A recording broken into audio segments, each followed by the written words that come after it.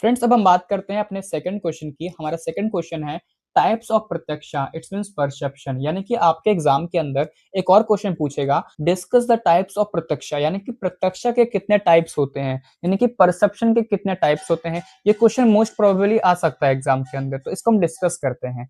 प्रत्यक्षा का मतलब क्या होता है?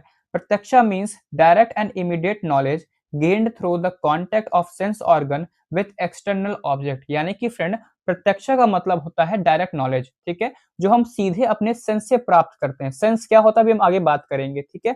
फिर कह रहा है Nyaya consider perception as the most important and primary source of valid knowledge, it means प्रमाणा।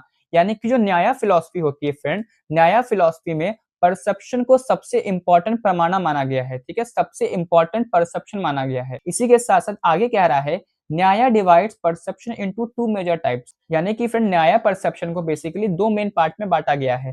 पहला हमारा होता है ऑर्डिनरी परसेप्शन। ऑर्डिनरी परसेप्शन को, जिसको हम लौकिका और साधारण प्रत्यक्षा भी कहते हैं, ये क्या होता है इसके बारे में बात कर लेते हैं, फिर हम आगे भी जानेंगे। मीनिंग कह रहा है knowledge obtain through our five sense organ in everyday life. यानी कि फ्रेंड, जो नॉलेज हम अपने पांच सेंस ऑर्गन से डेली लाइफ में लेते हैं उसे ऑर्डिनरी परसेप्शन कहते हैं, ठीक है। अब वो पांच सेंस कौन से होते हैं? पहला होता है आईज। आईज मतलब कि आंख। आंख से हम क्या करते हैं? आंख से हम किसी चीज को देखते हैं, विजन करते हैं, ठीक है, देखते हैं। दूसरा होता है ईयर। ईयर मतलब कि कान। कान से क्या करते हैं? कान से सुनते हैं। तीसरा होता है नोज। नोज यानी कि नाक। नाक से हम क्या करते हैं? हम स्मेल करते हैं। टंग का काम क्या? टंग मतलब कि जीभ। जीभ से हम किसी चीज का टेस्ट लेते हैं। स्किन का क्या है? स्किन या स्किन से हम टच करते हैं, ठीक है। जैसे कि मैंने टच किया तो ये मेरा सेंस ऑर्गन है, ठीक है। ये स्किन है, मैंने स्किन को टच किया तो ये क्या है? ये एक सेंस ऑर्गन है हमारा स्किन, ठीक है। अब बात करते हैं कैरेक्टरिस्टिक्स की। कैरेक्टरिस्टिक्स का मतलब होता है फ्रेंड, इसमें खास बात क्या है, ठीक है, इसके खास बात क्या है। पहला है direct and common to all human being. यानी कि फ्रेंड, जो हमारा सेंस ऑर्गन है ये डायरेक्ट होता है, ठीक है, यानी कि ये सभी ह्यूमन बीइंग के लिए कॉमन है। ऐसा नहीं है कि मेरे पास ही सिर्फ देखने की शक्ति है, सभी के पास देखने की शक्ति है। अगर वो व्यक्ति कैपेबल है, यानी कि अगर उसे किसी तरह की बीमारी नहीं है, ठीक है, अगर उसे किसी तरह की बीमारी नहीं है, अगर डिसेबल नहीं है, तो उसके अंदर भी ये कॉमन चीजें हैं जो मेरे पास हैं, ठीक है। एकर when the sense organ directly contact the object, यानी कि सेंस ऑर्गन का डायरेक्ट कांटेक्ट ऑब्जेक्ट से होना जरूरी है, ठीक है। अब बात करते हैं सब टाइप्स ऑफ ऑर्डिनरी परसेप्शन। यानी कि फ्रेंड, ऑर्डिनरी परसेप्शन के सब टाइप्स क्या होते हैं, ठीक है। अब क्या होता है? पहला होता है एक्सटर्नल परसेप्शन। एक्सटर्नल परसेप्शन क्या होता है? थ्रू सेंस ऑर्गन, ठीक है। यानी कि फ्रेंड, क्या होता है? जो एक्सटर्नल परसेप्शन होता है ये परसेप्शन बाहरी सेंस ऑर्गन से होता है, ठीक। बाहरी सेंस ऑर्गन से मतलब क्या हुआ? इसका मतलब ये हुआ, एग्जांपल समझिए, सीइंग अ ट्री, आपने कोई पेड़ देखा तो ये एक एक्सटर्नल परसेप्शन है। हियरिंग म्यूजिक, आपने कोई म्यूजिक सुना तो ये भी एक्सटर्नल परसेप्शन है, ठीक है। स्मेलिंग फ्लावर, आपने किसी फूल की खुशबू लिया तो वो भी एक एक्सटर्नल परसेप्शन है। अब बात करते हैं इंटरनल परसेप्शन की। इंटरनल परसेप्शन का मतलब होता है through the mind, its mean मानस। यानी कि फ्रेंड, ये परसेप्शन माइंड के थ्रू होता है, यानी कि इसमें आपको कोई एक्सटर्नल की जरूरत नहीं पड़ती, आपको इसमें कोई सेंस ऑर्गन की जरूरत नहीं पड़ती है। आप इसमें अपने माइंड के थ्रू आप पता करते हो। जैसे कि समझिए, जैसे कि मान लीजिए फीलिंग हैप्पीनेस, अगर कोई व्यक्ति खुश है तो क्या हम उसको छू के चेक करते हैं कि वो खुश है कि नहीं है? नहीं, हमारे माइंड के थ्रू होता है कि हमें देखने से लगता है कि हाँ यार, व्यक्ति खुश है। एंगर हो गया, कोई व्यक्ति गुस्सा है, गुस्सा आना भी हम इसको इंटरनल परसेप्शन से जानते हैं, अपने माइंड के थ्रू जानते हैं, अपने मानस के थ्रू जानते हैं कि वो व्यक्ति गुस्सा है। या मान लीजिए कि कोई व्यक्ति दर्द में है तो हम दर्द महसूस कर सकते हैं अपने माइंड से। उसे किसी तरह का डर है, उसके एंजाइटी, उसके फियर, उसके डर को हम जान सकते हैं। हमारा जो इंटरनल परसेप्शन होता है, हमारा माइंड होता है, हम अपने माइंड के थ्रू उसके बारे में जान सकते हैं कि वो खुश है कि गुस्सा है, कि उसे दर्द महसूस हो रहा है, उसे एंजाइटी है, उसे किसी चीज का डर है। तो ये सभी चीजें इंटरनल परसेप्शन के अंदर आती है। हम अपने माइंड के थ्रू उसको जान पाते हैं कि वो खुश है कि नहीं खुश है।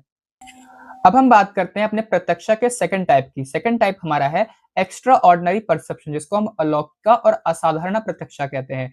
इसका मीनिंग कह रहा है knowledge gain not through direct sense contact but through special और एक्स्ट्रा ऑर्डिनरी प्रोसेसेस। यानी कि फ्रेंड, ये परसेप्शन डायरेक्ट सेंस कॉन्टेक्ट के बिना होता है, यानी कि फ्रेंड इसमें कुछ स्पेशल या अनकॉमन प्रोसेसेस इन्वॉल्व होती है, ठीक है। न्याय मेंशन थ्री टाइप्स, यानी कि न्याय के हिसाब से इनके तीन टाइप्स होते हैं। वो तीन टाइप्स क्या होते हैं उन्हें हम एक एक करके समझने वाले हैं। पहला हमारा होता है सामान्य विलक्षणा प्रत्यक्षा, यानी कि परसेप्शन ऑफ यूनिवर्सल। ये कह रहा है here the mind perceive universal qualities that exist in multiple object, यानी कि फ्रेंड इसमें हम यूनिवर्सल को परसीव करते हैं, यानी किसी ऑब्जेक्ट की जनरल क्लास या कैटेगरी को पता करते हैं, ठीक है। जैसे एग्जांपल है when you see a cow, a buffalo and another cow, you understand the universal cowness और general class concept, you are not just saying one cow but recognizing the universal category. तो friend अलग अलग cow देखकर हमें काउनेस का universal idea मिलता है, यानी कि हम ये जानते हैं कि ये सब जो काउ हैं, यानी कि फ्रेंड हम ये जानते हैं कि ये सब काउ कैटेगरी के मेंबर हैं, ठीक है। जैसे कि हम ह्यूमन कैटेगरी होते हैं, वैसे काउ कैटेगरी में ये सब पूरे आते हैं, अलग अलग काउस देखते हैं, ठीक है। दूसरा होता है जना लक्षणा प्रत्यक्ष, जिसको हम परसेप्शन थ्रू एसोसिएशन कहते हैं। ये कहता है a single sense perception help us know another quality that is not directly perceive, यानी कि इसमें एक परसेप्शन के बेसिस पर दूसरे क्वालिटी का ज्ञान होता है जिससे हम डायरेक्टली परसीव नहीं कर रहे होते हैं। जैसे एग्जांपल समझिए, seeing smoke makes you perceive fire even though the fire is not visible. आपने देखा कि कहीं धुआं लगा है, आपने धुएं को समझ के ये सोचा कि धुआं लगा है, इसका मतलब आग भी लगी होगी, ठीक है। आग आपने देखा नहीं, आपने बस धुआं देखा, लेकिन आपने परसीव किया, ठीक है। धुआं देखकर आपने आग का पता लगाया कि हो सकता है आग भी लगी होगी, ठीक है। ये हो गया।